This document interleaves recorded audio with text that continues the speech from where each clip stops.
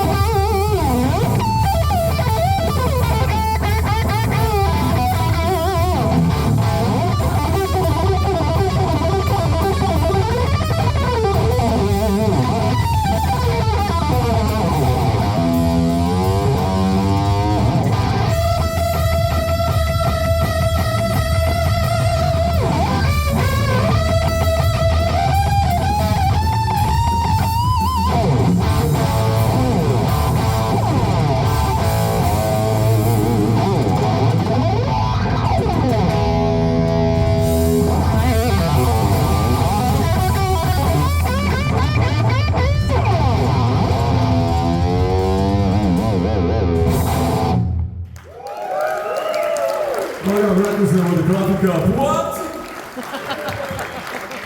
Thanks everybody, thank you very much. That's how I like to kind of like open up this thing, so it's just, okay, this guy's a freak. So that was that, and thank you, good night. I'm done. I can't follow that shit. So I'm really happy to announce the pedal that we launched on Friday with Jrockett and myself. It's called the PXO. It's an overdrive boost pedal. And I mean, I've been talking about it all week because I've been doing interviews about it, and I did a talk yesterday about it. But it basically boils down to guitar players being super finicky, because one day you like this overdrive, and then the next week you love that overdrive, and then 6 months later you hate those and love this one. So that's how we are, man. Kind of like with girls before we meet our wives.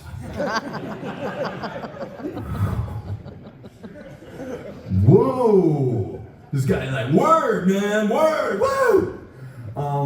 So basically, for me, I not stumbled. I've been talking to Jrockett about pedals for a long time, and they always send me different pedals to check out, and we call it circuits. Hey man, try this circuit. Hey man, try this circuit. How do you like that circuit? That kind of thing. So it's kind of like a cool way to explore different overdrives and not spend money. That's pretty good. You're sitting behind the sign? Everybody say hi, Peter. Hi, Peter. You guys look like me going like that. Peter's running my tracks because something's wrong with my phone. It's not playing tracks. So we did the little airdrop magic and we're ready to go. He'll be selling those for $5 a piece after. So back to the overdrive. So it happened so quickly. I mean, it was over years, but what happened so quickly was they sent me a circuit and said, check this out, see if you like it. And I'm like, wow, this is really cool. And then the next day, this is really cool. And then the next week, can it be this cool? And I just really, really liked it. So we talked about it, and they did a little alteration of something that I wanted more of, and that became the overdrive stage of this pedal. And there's the two circuits that I call them, because people are like, your friends are like, oh, you got an overdrive pedal. Woo. So what's the circuit based on? And I go, well, the overdrive circuit is the holy shit circuit, and the boost circuit is the what the fuck circuit. So to me, because it's like, what's your band like? Who do you sound like? I'm like, well, no, dude, I sound like me. I sound like, my band sounds like my band. We don't sound like, everybody wants to hear, well, it's a little Zeppelin mixed with a little Foo Fighters in the mix with a little, fuck that shit, man. It's like, this is what we do.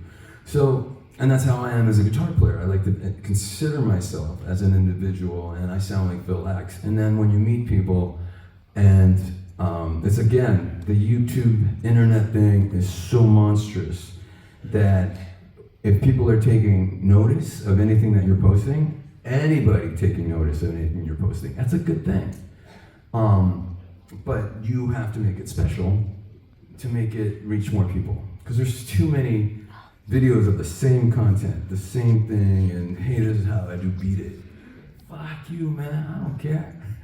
I think people should learn songs by themselves instead of from YouTube or a teacher, because you appreciate it more. And that's, you get deeper. You get deeper into songwriting, and you hear a melody, and I'm learning this song, and this melody happens over this chord, and then there's a harmony, and you understand it more. My analogy is, if someone gives you a car, you don't appreciate it as much if someone you work your ass off and buy a car. You appreciate it way more.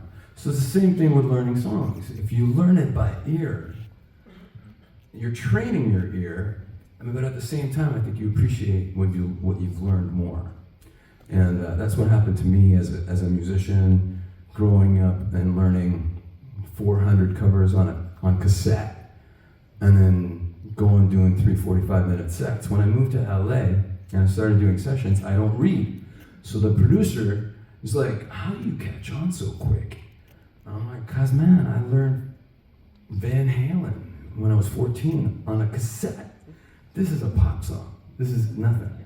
So, but I wouldn't have had that in my tool bag if I didn't learn all those covers by ear.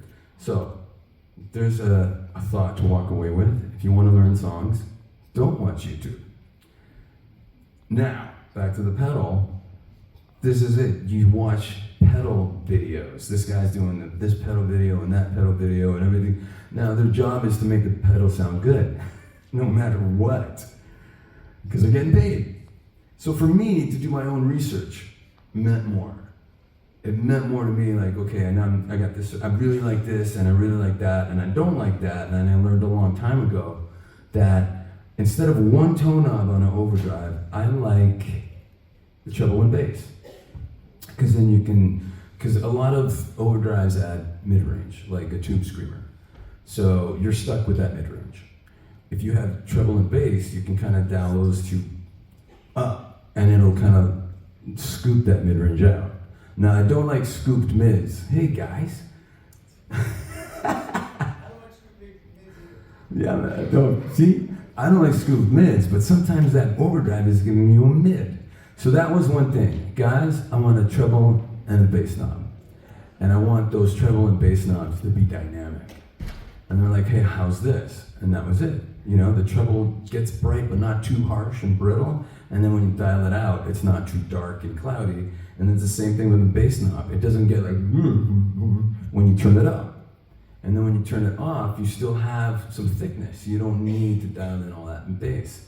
So I love that control. Now the boost is a completely different animal. And it's funny because Jrockett has a pedal called the Animal, but it's not that. So it's a level, and the boost has a tilty Q. Now the tilty Q is kind of like when you go all the way to the right. Wait. When you go all the way to the right, it's got this presence in the boost. And when you go all the way to the left, it's got this really mushy but clear bottom, like American Woman kind of tone kind of thing. And I'll show you in a second. So that, to me, was really important to cover all those bases. And that's actually what happened. Now, the funny thing is people are like, hey, it's got a pre-post knob. That's cool. I'm like, I didn't know that. I thought pre and post was like a myth.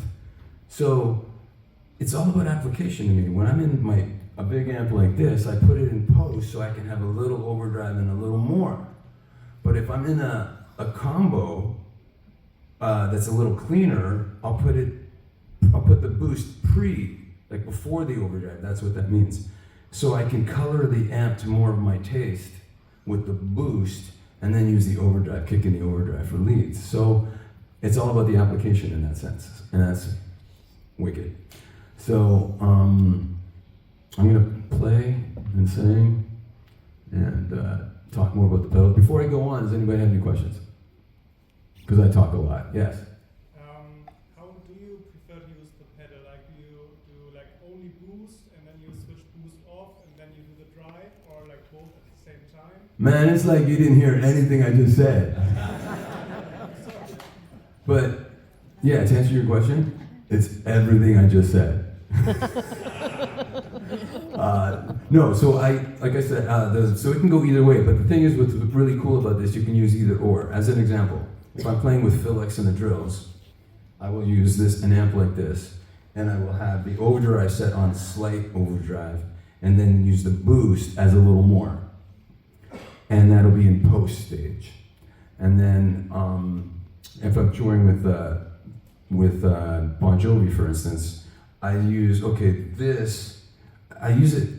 There's two ways. Like, for instance, the drive stage will be like the solo for Living on a Prayer. And then I'll click it off, and then the boost stage will be a little cleaner by itself, and it'll be the solo to Lost Highway with the tilt EQ giving me a little more jangle to it, because it's a country tune. And then together, it's like, okay, this is the rhythm for Born to Be My Baby, and when I put in that, then it's the solo for Born to Be My Baby. So it's that kind of thing where you can just, there's so many, it's a palette, you know? And like I said, we're finicky as guitar players. We want different things all the time, and the more variety we have. But at the same time, look at my amp. This is my signature amp. It's got like 6 knobs. And I love that. This is just the amp. This is just the amp. But this is also just the amp. That's my clean sound. I just turned down the guitar.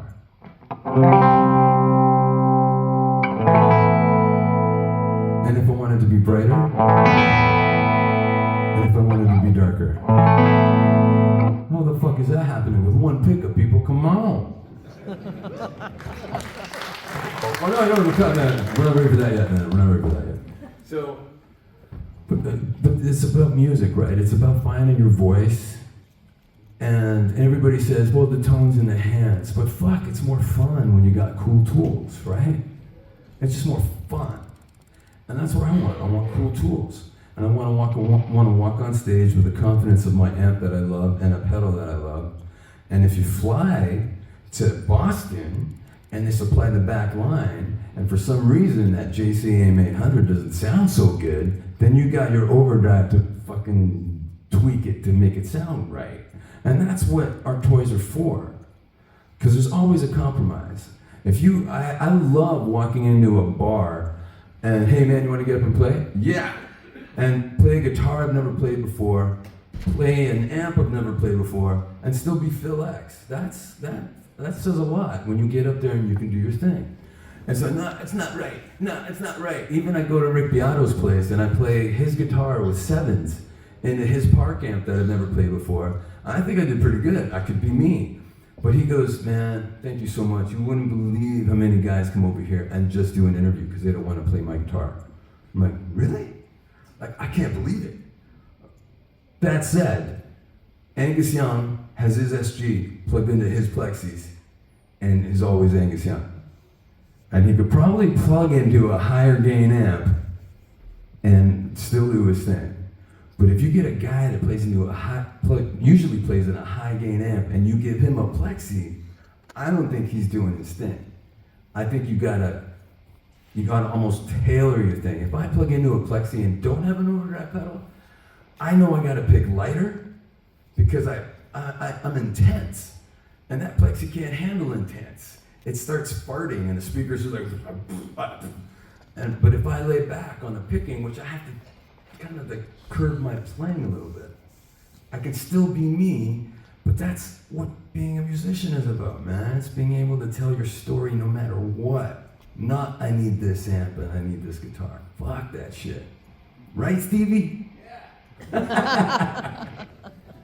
So let's do a song and then I'll do more, talk more about this stuff. Let's do No Woman. Let me have a drink.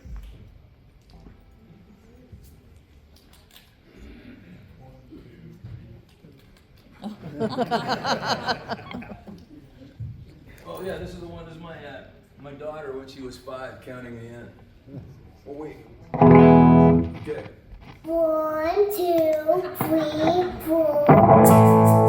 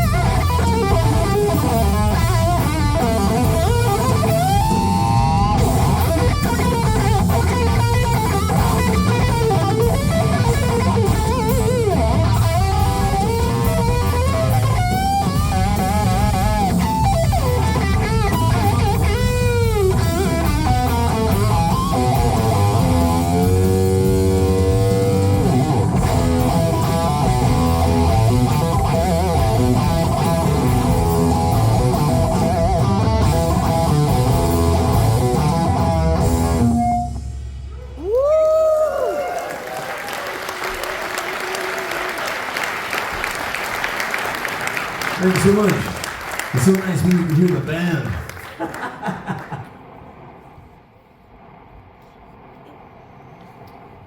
Is that an this or a question?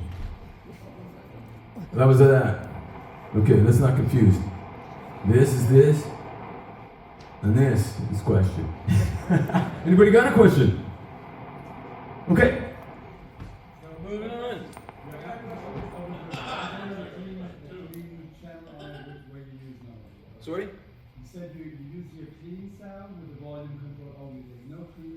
clean sound. No clean sound, yeah. Always out I'm a huge fan of one-channel amps, and this is people. Excuse me. This is what people I grew up listening to did. You know, like Angus Young. In fact, I know 3 guys that tech for Angus Young, and they say that he turns his volume down to 7 to play rhythm, and then turns it to 10 to solo. That makes sense. Now, when I grew up with Eddie Van Halen, he was doing, you know, like.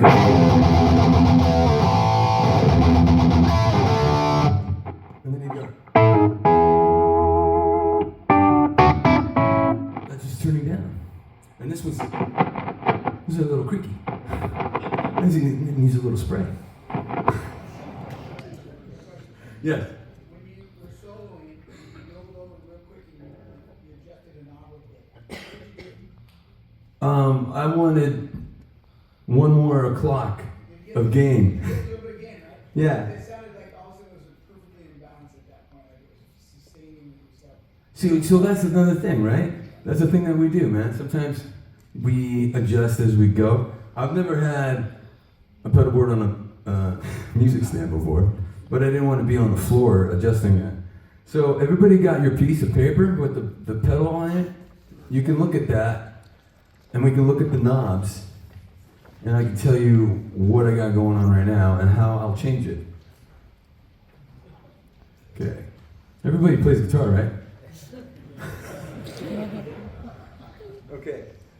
So I'm looking at it now. I love to run this thing 2 ways. I'm just talking about the overdrive section, and that's putting the volume on 10 and the gain on 0. Now, that's going to control your compression. And I don't mean like as a compressor pedal. I mean as you're pushing the amp more. So if you don't want compression, you turn the volume down to say 10 or 11 o'clock, and then you turn the gain up. So let's do that right now. What's up, man? You're late. I couldn't find the place! Fuck, I couldn't find the place. Again, that's just the amp.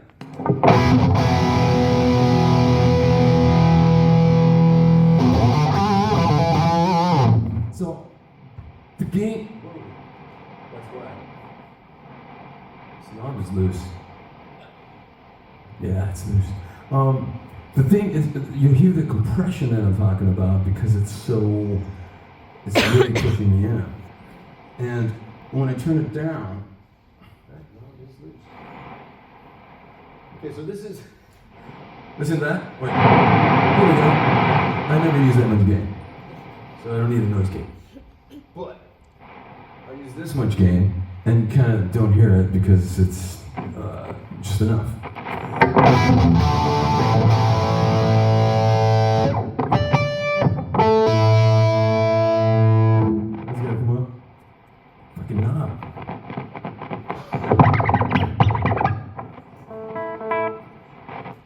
Okay, it's quiet. Oh, it's the wireless unit too. So what happened yesterday, that's not going to happen today, was I had a short cable. And I was playing. I came over here, hey everybody. Bam! All this shit fell down, but there was a coffee on it and water and it just went everywhere. In the middle of the song. And then I thought, okay, so what am I going to do? So I went wireless today so I wouldn't have that problem. Because you never know what's going to happen. Okay, so what I want to show you guys is, this is a really cool thing here. This is I'll give you this example. I'm going to use how I described it. Say this is the drive, and I use the overdrive for the solo to Living on a Prayer. So it's kind of like.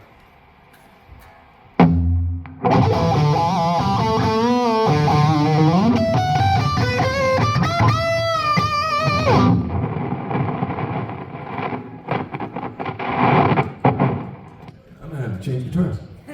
And then this, they're gonna think it's not the pedal, okay? I swear to God, it's not the pedal. So wait, let me do this. So this is the boost, which I would use. I make it a little janglier, and do the solo to Lost Highway, which if I can remember.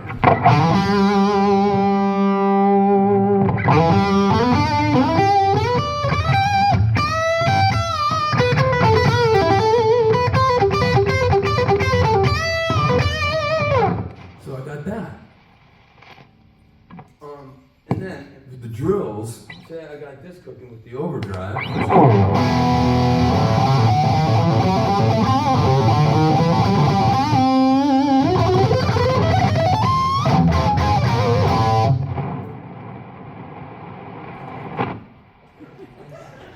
Okay, found it. Okay. Like a TV, right? It works.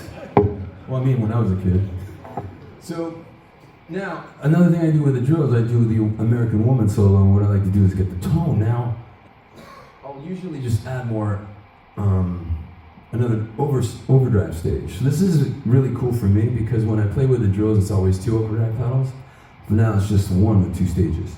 And with Bon Jovi, because I need 3 flavors, it was 3 overdrive pedals. So now it'd be this, and like 1 other one. But I do the American Woman solo. I'm gonna do it later. It's like, then I would turn down the tone.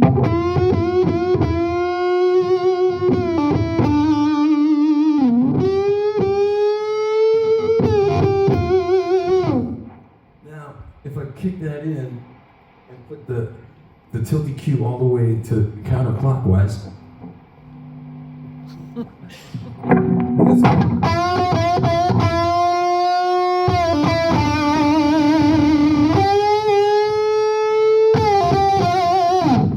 Still get the desired effect, but it's clearer.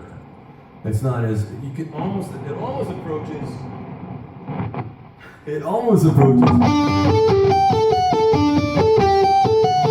without a neck pickup, which is kind of cool because I don't use a neck pickup all the time. And fuck, man, I'm really bad at this fucking display shit. Let's play some more. Do I have more music? I do have more music. No, let's not play it yet. I only have 1 more. What time we got? Anybody got the time? Anybody have any questions? Yes. When playing and recording with Bon Jovi, Yeah. do you get like the full song and they tell you freely how to play the solos? Or are No, you actually, I do get direction and guidance. His question is when we're recording Bon Jovi stuff, what I get. It's not about the pedal. It's about Bon Jovi. But that's okay. It's cool. I see the Bon Jovi shirt. It's okay.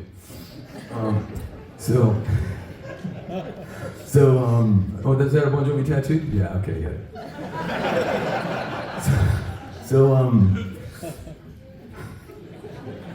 I'm a dick. Okay, this last record, Forever, Bon Jovi Forever, we recorded it last fall. We spent 5 weeks at Ocean Way Studio in Nashville. And John's goal was to go into the studio and record the record in its entirety. And we're not leaving until it's done. And I love that because it was the slippery when wet mentality. That's what they did. They went to Vancouver and made that record and made that strip joint famous and all that stuff. But the whole point is, I'm in the room, we're all in the room, and it's not like, okay, we're doing drums here and then we're gonna do bass and somewhere else, and then we'll send the guitars to LA to do that, and then we'll do vocals in New York. It wasn't that. It was all under one roof. And that's amazing because I'm in the studio and I'm looking at Tico and I'm looking at David and I'm looking at John and then Shanks and then Hughes over there, and we're looking at each other and there's a chemistry happening. And we're developing these songs together, which is like amazing. Like we did pre-production first to not have to do hours and hours of that on the clock. So the preparation is important, but getting in there. There was one song, this is my favorite song that we recorded, actually. It's called Waves. And it's because John he wrote these songs with other writers and stuff, and he lived with these songs for 6 months to a year. So there's a sense of demoitis. He knows what he wants it to sound like. And if you don't deliver that, it's gotta be better. You wanna beat the demo. But he's lived with it so long. So when the Waves came in, it wasn't even on the table. We went and saw Jason Isbell at the Ryman Theater, who is amazing. It's one of those things, as a fan of music, I went to see Jason Isbell. Never heard of him before, and I'm just watching the show, and I'm riveted. I'm like, oh my God, this guy's amazing. The voice and the playing and the band is killer and the songs. And then I put him on Spotify when I got back to the hotel, and I heard that song and that song. I was a real fan. And that's what's supposed to happen when you see a band. They're supposed to kick your ass, and you're supposed to go buy their music or stream their music, and everybody's happy. That's what's supposed to happen. So when it does happen, I'm thrilled. Now, John Shanks and Jason Isbell are friends, and hey, we got a song idea, can you help us finish it? And then they got together and they got into a room, and bam, they had a song, and they brought it to the session on Monday. And bam, we got this tune that we're all working on that nobody heard before, and nobody had demo-itis, so it was so fresh. The energy was palpable, like we were just going, this is awesome. And the funny thing is, we're releasing another version with Jason singing a verse and some backgrounds and actually taking a solo at the end, so it's really exciting to me. But to answer your question and make the answer real long, no.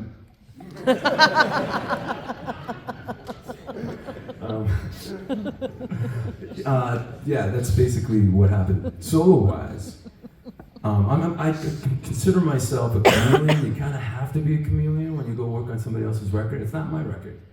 It's John's record, and he has a vision. So you want to adhere to that vision. You want to stay on the rails. Now, having said that, when we did the last day of recording, this was really important to me, because there are solos. People text me and they go, "Man, I really love that solo on the People's House," and I was like, "How did that go?" Because I don't remember, it went down so fast. And you're like, "Yeah, man, that is a good solo. I would have ended it differently," because I have that. You know what I mean? I would have ended it differently, but they're like, "Hey, can you do this and end on that note?" I'm like, "Yes." So there's a song called, what's it called? Living Proof. So on the second last day of recording, Shanks came up to me and he goes, "Hey, you know what? We like the solo on Living Proof, but if you could, beat it tomorrow, that would be awesome." And not Eddie Van Halen, Michael Jackson beat it, but beat the solo. And I'm like, and he goes, "Why don't you come up with like 2 ideas tonight?" So I got, okay, so I'm gonna do this. I'm gonna come up with the safe solo and the fucking dangerous solo, because I got that. And literally went in, and before they got there, I played the safe solo for Brad, the engineer, and he goes, "Fuck, that's a good solo." And then I do the solo, and Shanks is like, "Hey, that's really cool. Why don't you change that note to that?" And I'm like, "Okay." And I changed that note to that. But then, and John Bon Jovi sits on the couch. So let's from now on call John Bon Jovi John and John Shanks Shanks, okay? So John Bon Jovi sits on the couch, and I go, "Hey, you guys want to hear the dangerous solo? It's kind of reckless, so it's a little intense." And they're like, John sits down on the couch and he's like, "Well, I think we got it, but if you want to play it, sure." He's looking on his phone. And I just go, "Oh,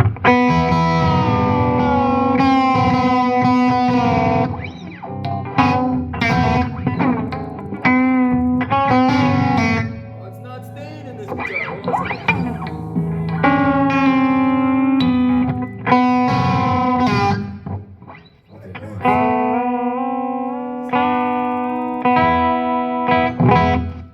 I can't do it on this guitar, it's just popping out.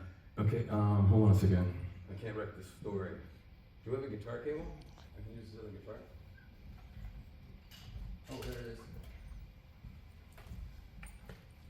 Let's see if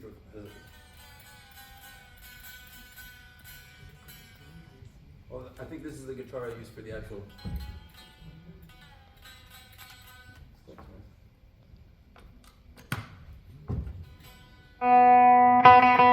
So both notes are in the key of B, both notes are B, and they're in the same notch. Nut notch. Can you say nut notch? No, everybody say nut notch. Not much. I mean everybody. Nut notch. So I've done this. I've done this before on other people's records. I did it on the Alice Cooper Brutal Planet record. I did it on Daughtry's record. I call it bouzouki tuning. And because it's unison, it's like a 12-string, but just 2 of them.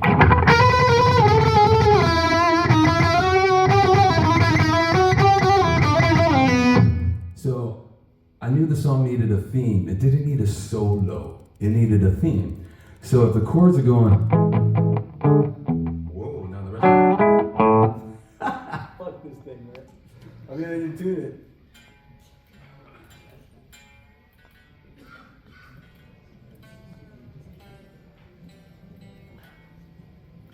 You're late. He's like, fuck you, man. We're here for the next guy.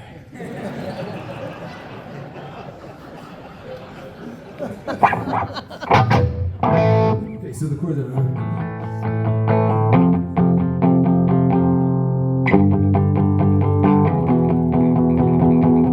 So picture that, right? So I turned that on. I'm turning on a little drive here. That started, and first of all, Shanks is going, what the fuck? I go, yeah, man, I call it Bazooki tuning. Fuck, that's cool. So I start going.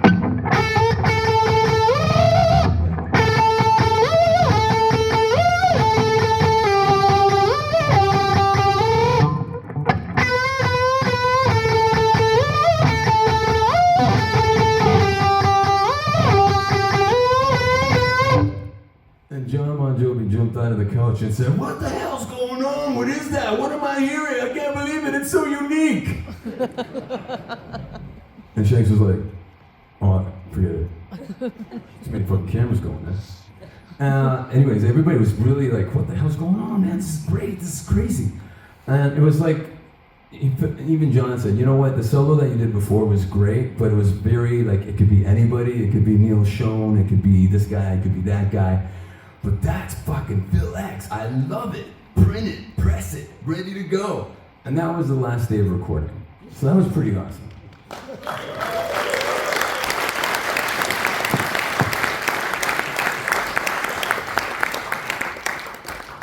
Now, if anybody has another question, I'll address that. And if not, I'm going to play a tune. Say goodnight. Anybody? Quick. Come on. Yes.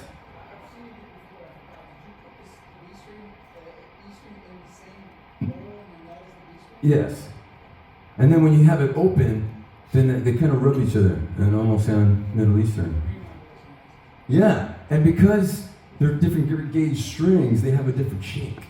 So it sounds kind of like, it almost sounds chorusy, but you know, people hear it and they're like, that's not a pedal. And the funny thing about Bazooki tuning, I remember doing this in 2007, I think. I played on a Kelly Clarkson record, and I played on a Gavin DeGraw record. And I did Bazooki tuning themes in both choruses. And then I was at the gym, and I was on the elliptical machine, and they came on like one after the other, playing at the gym. First of all, I kicked that elliptical's ass. Secondly, I'm like, I gotta stop doing Bazooki tuning. Because you don't want it to become, you know, and I've been in the studio with like so many people, and they're like, do that Bazooki tuning thing. And I was playing on a Our Lady Peace record that Bob Rock was producing, and Rain Maida was like, hey, do that Bazooki tuning thing. So I tuned it up, I played a melody, and Bob's like, I'm stealing that. And I'm like, everybody does. So anyways, let's do a tune, and more questions before I say goodnight. We got a repeat customer. Yes.